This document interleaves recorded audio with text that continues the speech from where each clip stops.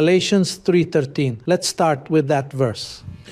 Christ has redeemed us from the curse of the law, having become a curse for us, for it is written, cursed is everyone who hangs on a tree. Christ redeemed us from what?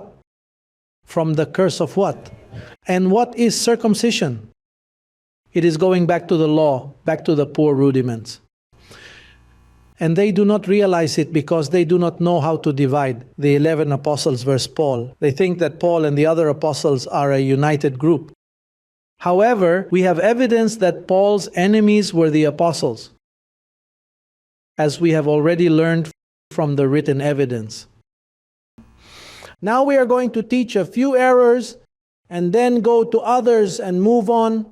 But the first one we are going to look at, they believe in water baptism. Then they think that all members should be baptized. They deny Catholic baptism, which is by sprinkling, which is a little bit of water when they are infants. They say that Christ was baptized as an adult. Therefore, one must be baptized as an adult.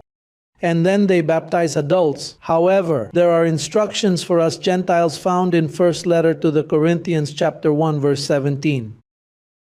Look what the first Christian said. Paul was the first to be called a Christian. The apostles were called those of the way. But the first Christian, when Christ appeared to him, pointed this out to him.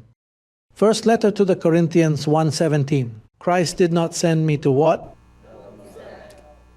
But to preach the gospel, not with wisdom of words, lest the cross of Christ should be made of no effect. So what did Christ say to Paul?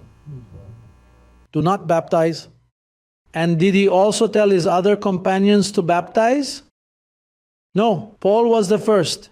He says, I, the first. Therefore, the first Christian is told, you cannot baptize, that is a rudiment.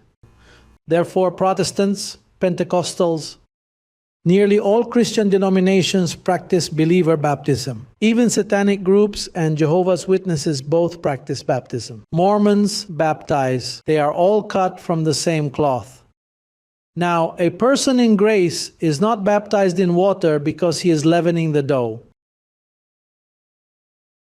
A little bit of leaven leavens the dough. It is adulterating the purity of the gospel of grace. Therefore, to the first Christian, the first leader says, Christ did not send me to baptize.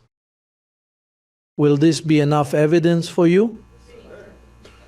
Yes, in Hebrews 6:1, for those who are hearing so that they may see it later, says, leaving already the rudiments of the doctrine of Christ, the doctrine of baptisms, when water baptism was replaced by baptism in his death.